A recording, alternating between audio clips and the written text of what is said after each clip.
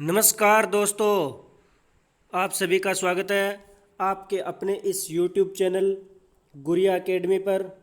दोस्तों, आज हम जानेंगे भारत के सामान्य ज्ञान के कुछ महत्वपूर्ण प्रश्नों के बारे में जो आपके सभी कंपटीशन एग्ज़ाम में पूछे जाते हैं। जो मोस्ट क्वेश्चन है वो आज मैं आपके सामने लेकर आया हूँ। तो चलिए स्टार्ट करते हैं हम। फर्स्ट क्वेश्चन है दोस्तों, गुप्त वंश के पश्चात उत्तर भारत में बड़े भाग का पुनर्गठन किसने किया? तो हर्षवर्धन ने।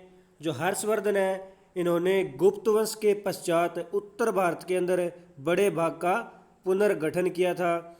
नेक्स्ट क्वेश्चन है, हर्ष के शासनकाल में उत्तर भारत का सबसे महत्वपूर्ण शहर कौन सा था? तो जो कनौज शहर है, ये हर्ष के शासनकाल में उत्तर भारत का जो है सबसे महत्वपूर्ण शहर था। नेक्स्ट है, हर्षवर्धन अपनी धार्मिक सभा कहाँ आयोजित करता था? तो हर्षवर्धन है, ये अपनी जो धार्मिक सभा है ये 643 ईस्वी के अंदर 643 ईस्वी में कनौज तथा प्रयाग क्षेत्र है उत्तर प्रदेश के अंदर, वहाँ पे अपनी जो धार्मिक सभा है उसका आयोजन करता था। और जो धार्मिक सभा थी हर्षवर्धन की, उसे मोक्ष परिषद के नाम से जाना जाता था। और जो प्रयाग क्षेत्र है, कनौज क्षेत्र है, ये उत्तर प्रदेश में स्थित है। और एक पंचप्रयाग के नाम से भी एक क्षेत्र जो है प्रसिद्ध है। जो पंचप्रयाग है ये उत्तर प्रदेश में स्थित है। और पंचप्रयाग जो क्षेत्र है, यहाँ पर भारत की 5 धार्मिक नदियों का मिलन होता है। तो जो 5 प्रयाग है वो कौन कौन से है? तो चलिए मैं आपको बता देता हूँ। फर्स्ट है विष्णु प्रयाग। तो विष्णु प्रयाग है, यहाँ पे धौली गंगा व अलकनंदा जो नदी है, धौली गंगा व अलकनंदा नदी, यहाँ के जो इन दोनों नदियों का जहाँ पे संगम होता है उसे विष्णु प्रयाग के नाम से जाना जाता है।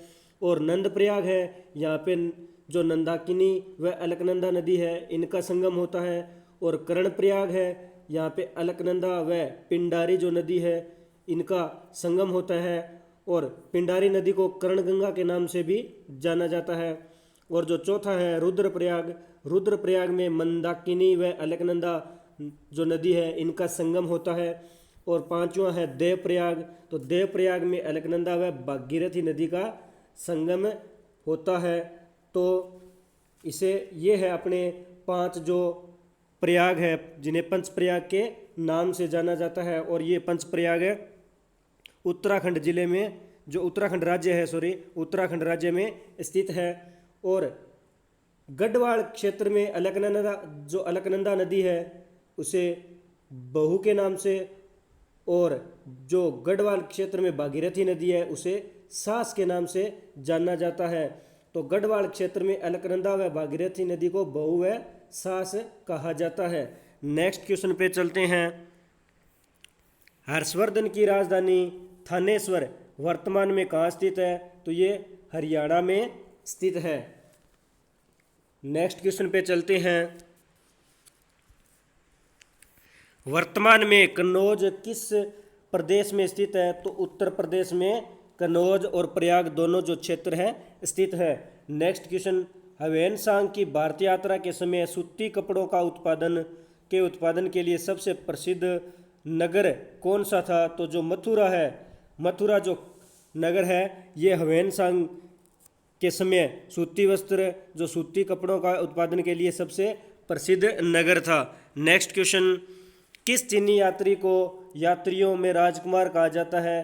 तो ह्वेनसांग को चीनी यात्रियों में राजकुमार के नाम से जाना जाता है। नेक्स्ट क्वेश्चन, कुंभ के मेले का शुभारंभ किसने किया?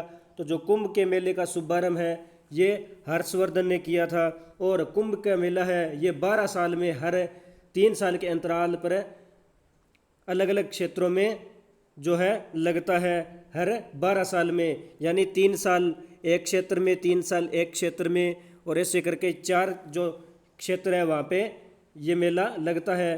पहला हरिद्वार में जो मेला लगता है वो गंगा नदी के तट पर लगता है। दूसरा जो है उज्जैन में लगता है जो शिप्रा नदी के तट पर लगता है। और तीसरा है ये नासिक में लगता है जो गोदावरी नदी के तट पर लगता है। और चौथा ये है प्रयागराज में गंगा यमुना और सरस्वती जो नदी है इनके संगम पे ये मेला लगता है। यानी हर 3 साल के अंतराल पर यह मेला लगता है। नेक्स्ट क्वेश्चन पे चलते हैं। किस शासक ने नालंदा विश्वविद्यालय के लिए 100 ग्रामों की आय दान के रूप में दी? तो हर्षवर्धन ने जो है नालंदा विश्वविद्यालय के जो 100 ग्राम है उनके आय है दान में दे दी थी। नेक्स्ट क्वेश्चन, दक्षिणी भारत में एरीपति का अर्थ क्या है? तो जो दक्षिण भारत है इसमें एरीपति का जो अर्थ है वो है जलाशय की भूमि। नेक्स्ट क्वेश्चन, पुष्यभूति काल में राज्य की आय का मुख्य साधन क्या था? तो जो भूमि कर है ये पुष्यभूति काल में राज्य की आय का मुख्य साधन था। नेक्स्ट क्वेश्चन, पुष्यभूति काल में भूमि कर कितना लिया जाता था? तो जो पैदावार है पैदावार का 1/6 वो जो भाग है वो लिया जाता था। तो पुष्यभूति काल में भूमि कर है वो पैदावार का 1/6 भाग लिया जाता था। जैसे 1/6 यानी अगर किसी भी भूमि में बात करें तो अगर किसी भी वस्तु की मात्रा अगर 6 क्विंटल है तो उनमें से 1 क्विंटल है ये पुष्यभूति है ये ले लिया करता था। नेक्स्ट क्वेश्चन पे चलते हैं।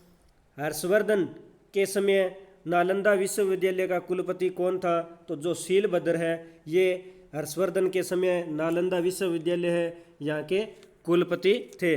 नेक्स्ट क्वेश्चन पे चलते हैं। किस अभिलेख में हर्षवर्धन को परमेश्वर कहा गया है? तो मधुबन व बांसखेड़ा जो अभिलेख है इनमें हर्षवर्धन को परमेश्वर के नाम से जाना जाता है।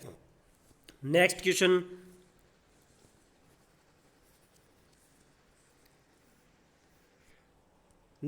है कश्मीर का इतिहास किस ग्रंथ में है? तो जो कश्मीर का इतिहास है ये राजतरंगिणी ग्रंथ में है। यानी राजतरंगिणी ग्रंथ में जो है कश्मीर का जो है इतिहास लिखित है। और राजतरंगिणी है इसका शाब्दिक जो अर्थ है वो है राजाओं की नदी। राजाओं की नदी जो राजतरंगिणी है ये कल्हण के द्वारा रचित है और कल्हण ने इसकी रचना 1148 से 1150 ईस्वी के मध्य की थी। नेक्स्ट क्वेश्चन पे चलते हैं। राजतरंगिणी नामक ग्रंथ किसने लिखा? तो कल्हण ने राजतरंगिणी नामक ग्रंथ लिखा था। नेक्स्ट है कारकोट वंश की स्थापना किसने की? तो जो दुर्लभ रवन नामक के व्यक्ति ने जो है कारकोट वंश की स्थापना की थी। और कारकोट वंश की जो नींव रखी गई थी वो रखी गई थी 598 ईस्वी में। और कारकोट जो वंश है यह इसने शासन किया था 598 से लेकर 855 ईस्वी तक। 598 से लेकर 855 ईस्वी तक इस वंश ने जो शासन किया था। नेक्स्ट क्वेश्चन पे चलते हैं। अवंती नगर नामक नगर को किस शासक ने बसाया? तो अवंती नगर जो नामक नगर है ये अवंती वर्मन ने बसाया था। नेक्स्ट क्वेश्चन, कारकोट वंश के बाद किस वंश का उदय हुआ? तो उत्पल वंश का जो उदय हुआ था। और उत्पल वंश है ये अवंती वर्मन ने 855 ईस्वी में इसकी उत्पल वंश है इसकी स्थापना की थी। और जो अवंती वर्मन है ये 855 जो ईस्वी से लेकर 883 ईस्वी तक इन्होंने शासन किया था। नेक्स्ट क्वेश्चन पे चलते हैं। सर्वप्रथम हर्षवर्धन ने कन्नौज में बौद्ध धर्म सभा का आयोजन कब किया? तो 643 ईस्वी में सर्वप्रथम है जो हर्षवर्धन ने कन्नौज में बौद्ध धर्म सभा का आयोजन किया था। नेक्स्ट क्वेश्चन, हर्षवर्धन की मृत्यु के पश्चात कन्नौज पर किसका शासक हुआ?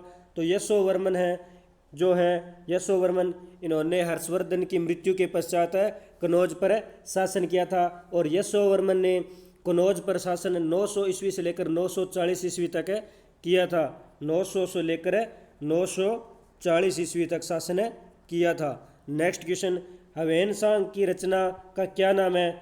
तो जो सीयू की है ये हवेनसांग की रचना का नाम है। नेक्स्ट क्वेश्चन पे चलते हैं। प्रकृति का सुरक्षा वलय किसे कहा गया है? तो ज्वालामुखी को प्रकृति का सुरक्षा वलय कहा गया है। किस ज्वालामुखी में उद्गार होते रहते हैं? तो जो जागरम ज्वालामुखी है इसमें उद्गार होते रहते हैं। नेक्स्ट, पहले अश्रु की उत्पत्ति कब होती है? तो ज्वालामुखी के उद्गर यानी ज्वालामुखी के जो उद्गर है उसके समय जो है पहले अश्रु की उत्पत्ति होती रहती है। नेक्स्ट क्वेश्चन पे चलते हैं। ज्वालामुखी में कौन कौन सी गैसें होती है? तो ज्वालामुखी में जलवाष्प, हाइड्रोजन, नाइट्रोजन व कार्बन डाइऑक्साइड ये गैसें होती है। नेक्स्ट क्वेश्चन, काल्डेरा किससे संबंधित है? तो जो काल्डेरा है ये ज्वालामुखी से संबंधित है। नेक्स्ट क्वेश्चन, जिस ज्वालामुखी में उद्गर कभी नहीं हुआ वह क्या कहलाता है? तो शांत ज्वालामुखी कहलाता है। नेक्स्ट, विश्व का सबसे ऊंचा सक्रिय ज्वालामुखी कौन सा है? तो जो ओजस डेल सालाडो ज्वालामुखी है जो अर्जेंटीना चिली में स्थित है, ये विश्व का सबसे ऊंचा व सक्रिय ज्वालामुखी है। और जो यह ज्वालामुखी है इसकी बात करें तो इसकी ऊंचाई है 22,615 फीट इसकी ऊंचाई है। नेक्स्ट क्वेश्चन पे चलते हैं।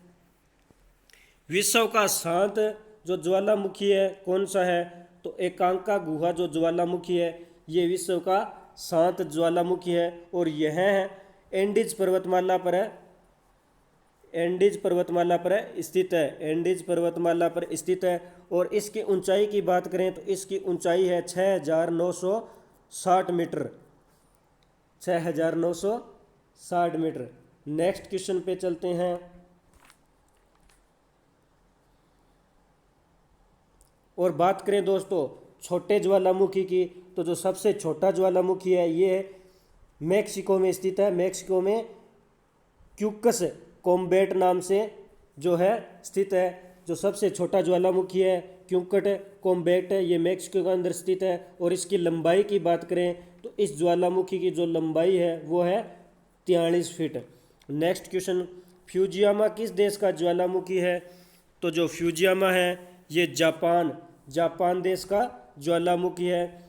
नेक्स्ट है, किस ज्वालामुखी को भूमध्य सागर का प्रकाश स्तंभ कहा जाता है? तो संट्राबोली जो ज्वालामुखी है इसे भूमध्य सागर का प्रकाश कहा जाता है। नेक्स्ट क्वेश्चन, एयरबस ज्वालामुखी कहाँ स्थित है? तो जो एयरबस ज्वालामुखी है ये अंटार्कटिका महाद्वीप में स्थित है। नेक्स्ट है, माउंट एटना ज्वालामुखी किस द्वीप पर स्थित है? तो सीसली द्वीप पर जो माउंट एटना ज्वालामुखी है ये स्थित है। नेक्स्ट क्वेश्चन, विसुवियस ज्वालामुखी किस देश में स्थित है? तो जो विसुवियस ज्वालामुखी है ये इटली देश में स्थित है। नेक्स्ट है, ज्वालाखंडास्मी क्या है? तो जो ज्वालाखंडास्मी है ये ताल सेल के टुकड़े और लावा को ज्वालाखंडास्मी के नाम से जाना जाता है। नेक्स्ट क्वेश्चन, विश्व का सबसे अधिक ज्वालामुखी वाला क्षेत्र कौन सा है? तो जो प्रशांत महासागर है, प्रशांत महासागर का अग्निवल्य जो क्षेत्र है ये सबसे अधिक ज्वालामुखी वाला क्षेत्र है। नेक्स्ट है, किस ज्वालामुखी की आकृति गोभी के फूल के समान होती है? तो वल्केनियन तुल्य जो ज्वालामुखी है इसकी आकृति है वो गोभी के समान होती है, गोभी के फूल के समान होती है। नेक्स्ट क्वेश्चन, पृथ्वी की सतह के नीचे द्रवीभूत सेल क्या कहलाता है? तो मैग्मा के नाम से जो पृथ्वी की सतह के नीचे द्रवीभूत सेल है इसे जाना जाता है, मैग्मा के नाम से जाना जाता है। नेक्स्ट क्वेश्चन, किस ज्वालामुखी में ऐतिहासिक काल से उद्गार नहीं हुए? तो जो मृत ज्वालामुखी है, मृत ज्वालामुखी में ऐतिहासिक काल से कोई उद्गार नहीं हुए। नेक्स्ट क्वेश्चन, विश्व के अधिकांश ज्वालामुखी को सक्रिय है कहाँ पाए जाते हैं? यानी विश्व के अधिकांश ज्वालामुखी जो सक्रिय है कहाँ पाए जाते हैं? तो ये नवीन मोड़दार जो पर्वतीय क्षेत्र है, नवीन मोड़दार पर्वतीय क्षेत्र में तो जो ये है अधिकांश ज्वालामुखी जो सक्रिय है ये पाए जाते हैं। नेक्स्ट क्वेश्चन पे चलते हैं। फोसा मैग्मा क्या है? तो यह एक ज्वालामुखी है। नेक्स्ट है, किस स्थलाकृति का निर्माण ज्वालामुखी क्रिया से नहीं होता? तो विसर्प जो है इसका निर्माण ज्वालामुखी क्रिया से नहीं होता। नेक्स्ट क्वेश्चन पे चलते हैं। किस प्रकार के ज्वालामुखी को पीलियन तुल्य ज्वालामुखी कहा जाता है? तो विसुवियस जो तुल्य ज्वालामुखी है, विसुवियस, इसे पीलियन तुल्य ज्वालामुखी कहा जाता है। नेक्स्ट है, 10,000 धुआरों की घाटी कहाँ पाई जाती है? तो जो 10,000 दो धुआरों की घाटी है ये अलास्का में पाई जाती है। नेक्स्ट क्वेश्चन पे चलते हैं। विश्व का सबसे सक्रिय ज्वालामुखी कौन सा है? तो जो किलायू जो ज्वालामुखी है ये विश्व का सक्रिय ज्वालामुखी है। और जो किलायू है ये हवाई द्वीप है, अमेरिका में स्थित है। नेक्स्ट क्वेश्चन पे चलते हैं। पृथ्वी के नीचे द्रवीभूत सेल क्या कहलाते हैं? तो मैग्मा कहलाते हैं। ये क्वेश्चन 2 बार रिपीट हो चुका है। नेक्स्ट क्वेश्चन, परशुपत ज्वालामुखी का एक उदाहरण कौन सा है? तो काराकटोआ जो ज्वालामुखी है, काराकटोआ, ये परशुप्त ज्वालामुखी का एक उदाहरण है। नेक्स्ट, एक मिष्टी ज्वालामुखी किस देश में है? तो पेरू जो देश है इसमें एक मिष्टी ज्वालामुखी स्थित है। नेक्स्ट क्वेश्चन पे चलते हैं। राजपूत काल कब से कब तक माना जाता है? तो 6ठी सदी से 12वीं सदी तक जो है राजपूत काल माना जाता है। तो दोस्तों आज हमने भारतीय सामान्य ज्ञान के कुछ महत्वपूर्ण प्रश्नों के बारे में जाना। तो दोस्तों अगर आपको ये वीडियो अच्छी लगे तो लाइक करना, कमेंट करना और इस वीडियो को ज़्यादा से ज़्यादा शेयर करना। और दोस्तों अपने इस चैनल गुरिया एकेडमी को सब्सक्राइब करना और बेल आइकन को प्रेस करना ताकि नोटिफिकेशन आपको समय समय पर मिलता रहे। धन्यवाद दोस्तों। जय हिंद, जय भारत।